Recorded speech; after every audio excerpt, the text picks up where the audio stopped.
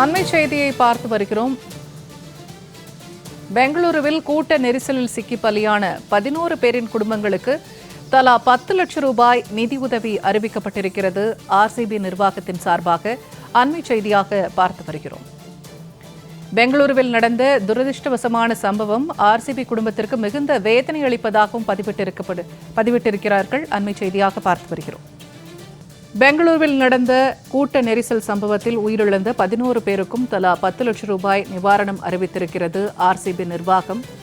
அது தொடர்பான செய்தியை அண்மை செய்தியாக நாம் பார்த்து வருகிறோம்.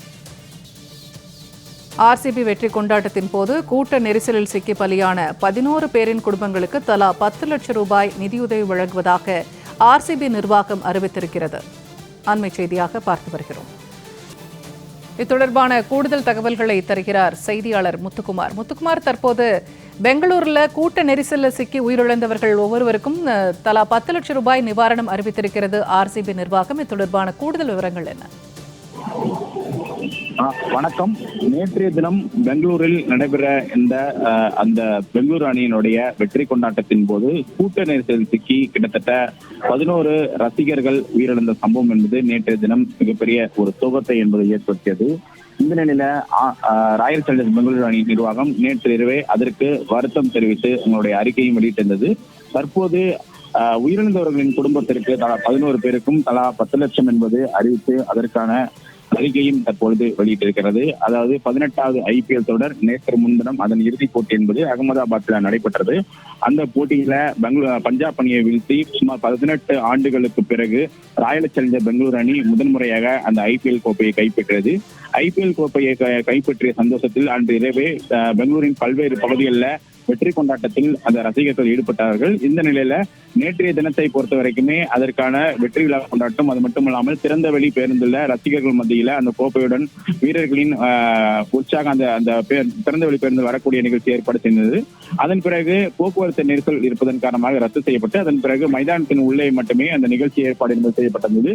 இதனால் மைதானத்திற்கு உள்ளே வருவதற்காக ரசிகர்கள் பெங்களூரு மட்டுமல்லாமல் பல்வேறு பகுதியில் இருந்து வரக்கூடிய ரசிகர்கள் மைதானம் முன்பு குவிந்தார்கள். கிட்டத்தட்ட 3 லட்சத்திற்கும் மேற்பட்ட ரசிகர்கள் ஒரே நேரத்தில் குவிந்ததன் காரணமாக அங்கு கடுமையான கூட்ட நெரிசல் என்பது ஏற்பட்டது. கூட்ட நெரிசலில் ஏற்பட்டதன் காரணமாக பல்வேறு பகுதிகளில் அந்த ரசிகர்கள் அதாவது மூச்சு விட முடியாமல் அந்த தள்ளுமுள் ஏற்பட்டு கிட்டத்தட்ட 11 பேர் உயிரிழந்த சம்பவம் என்பது மிகப்பெரிய ஒரு சோகத்தை ஏற்படுத்தியது. மேலும் 30க்கும் மேற்பட்டோர் மருத்துவமனையில் அனுமதிக்கப்பட்டு அந்த சிகிச்சை என்பது பெற்று வருகிறார்கள். இந்த நிலையில இந்த சம்பவத்தை பொறுத்தவரைக்கும் நேற்று இந்தியா முழுவதுமே பெரும் ஒரு சோகத்தை என்பது ஏற்படுத்தியிருக்கிறது. அதனை தொடர்ந்து அதற்கான வருத்தங்களை, அதாவது கிரிக்கெட் வீரர்கள் சரி, அரசியல் தலைவர்கள் தொடர்ந்து வருத்தங்களை தெரிவித்து வருகிறார்கள். இதற்கு யார் பொறுப்பேற்க வேண்டும் தொடர்ச்சியாக விமர்சனங்கள் எழுந்து வந்தாலும் கூட உடனடியாக கர்நாடக அரசு அதுக்கு தகுந்த போது 10 லட்சம், அதாவது ஒவ்வொரு குடும்பத்திற்கும் தலா 10 லட்சம் என்பது நிவாரண உதவி என்று அறிவித்தது. அதனைத் தொடர்ந்து நேற்று இரவு அதற்கு, அதாவது இந்த உயிரிழந்தவர்களின் குடும்பத்தினருக்கு அஞ்சலி செலுத்தும் வகையில் அதே போல வருத்தம் தெரிவிக்கும் வகையில் ராயல் சேலஞ்சர்ஸ் பெங்களூரு அணி நிர்வாகம் வருத்தம் தெரிவித்து அவங்களோட அறிக்கைகள் வெளியிட்டது.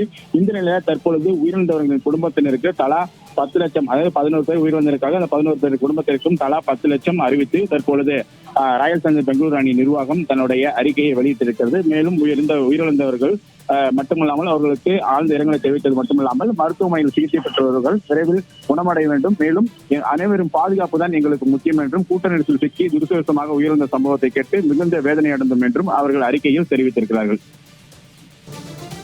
தகவல்களை பகிர்ந்து கொண்டமைக்க நன்றி முத்துக்குமார்.